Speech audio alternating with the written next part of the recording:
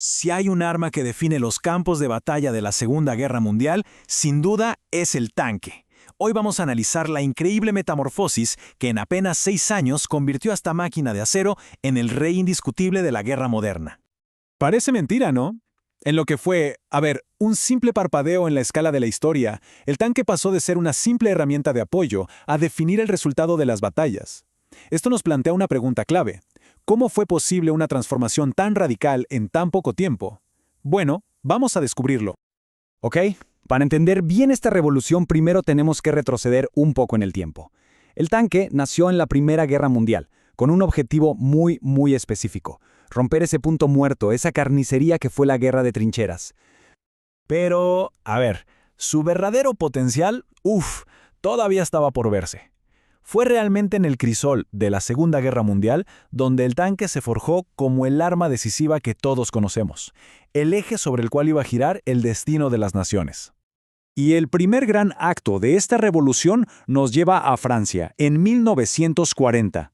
Es acá donde una nueva forma de pensar sobre cómo usar los tanques cambiaría la guerra para siempre. Y aquí es donde la cosa se pone interesante, porque nos topamos con una paradoja fascinante. Si uno mira los papeles, los datos de 1940, Francia tenía algunos de los tanques más poderosos del mundo. Máquinas como el Char B1, que en blindaje y potencia de fuego eran muy superiores a sus contrapartes alemanas. Entonces, la pregunta es obvia. Si los franceses tenían el mejor equipo, ¿cómo es posible que fueran derrotados de una manera tan catastrófica y tan rápida? La respuesta, y esto es clave, no estaba en el acero. Estaba en las ideas, en la doctrina. Esa respuesta tiene un nombre: Blitzkrieg, o guerra relámpago. Pero ojo, no se trataba solo de velocidad. Era una doctrina completa, que combinaba sorpresa, la concentración masiva de tanques en un punto débil y penetraciones profundas para generar un caos total en la retaguardia enemiga. Básicamente, para provocar un colapso desde adentro. Es que el contraste en cómo cada ejército usaba sus tanques era abismal.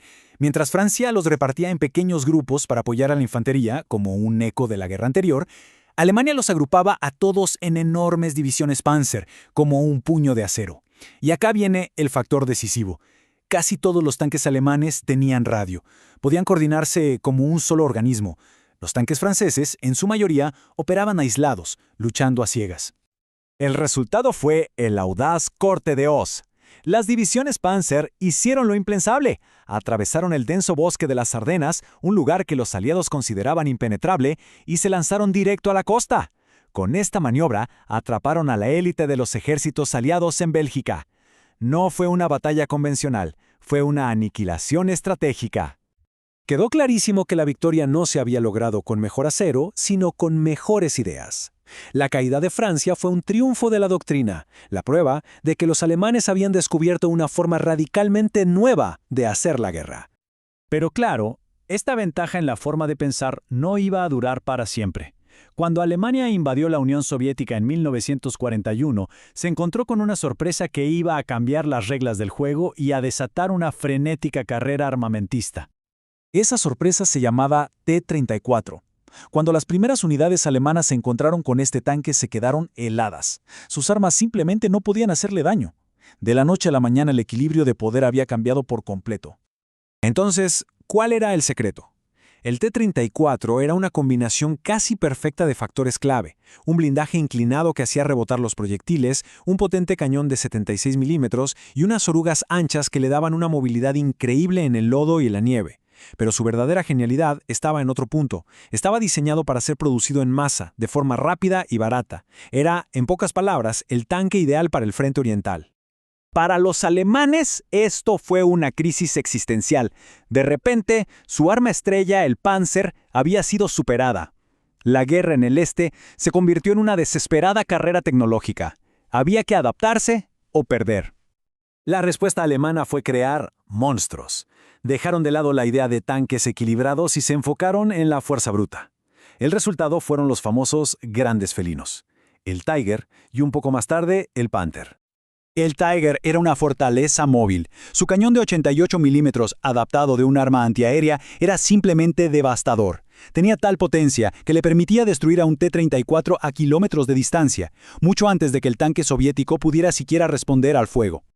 Y esta carrera armamentista llegó a su punto más alto en el verano de 1943, en un lugar de Rusia llamado Kursk. Lo que iba a suceder ahí sería la batalla de tanques más grande de toda la historia. Pensemos en esta cifra por un momento. Cerca de 8.000 tanques y cañones autopropulsados. Un verdadero océano de acero que chocó en una lucha titánica. La escala era sencillamente inimaginable. Esto era la guerra industrial llevada a su máxima y más brutal expresión. Kursk fue el choque final de dos filosofías: la élite tecnológica de los Tiger y Panther alemanes contra las oleadas casi inagotables de T-34 soviéticos. En esas estepas no solo se decidiría el destino de la batalla, sino el del propio frente oriental. Entonces, ¿cuál es el legado de toda esta increíble evolución? ¿Qué podemos aprender de este viaje que empezó en las trincheras y terminó en las estepas de Kursk? La historia se puede resumir en 3 pasos bastante claros. Primero, la revolución en la doctrina, liderada por los alemanes. Segundo, la carrera tecnológica, provocada por la aparición del T-34. Y finalmente, el triunfo de la producción industrial. Al final, la capacidad de reemplazar las pérdidas y fabricar miles de unidades demostró ser más decisiva que la superioridad técnica de un solo vehículo. El resultado final fue una transformación completa del concepto de guerra. El tanque convirtió el campo de batalla en una especie de tablero de ajedrez de alta velocidad, donde la victoria dependía de la estrategia, la tecnología y el poder industrial. Por supuesto, esta revolución de acero tuvo un precio terrible. Detrás de toda la tecnología y la estrategia, la realidad es que hubo un costo humano incalculable, pagado con sangre en los campos de batalla de todo el planeta. Lo que nos lleva a una última pregunta. El tanque fue el rey indiscutible de la guerra del siglo XX. Pero, ¿sigue siéndolo hoy? En un mundo con drones, satélites y armas de precisión, ¿ha terminado finalmente su reinado? Esa es una pregunta que queda para reflexionar.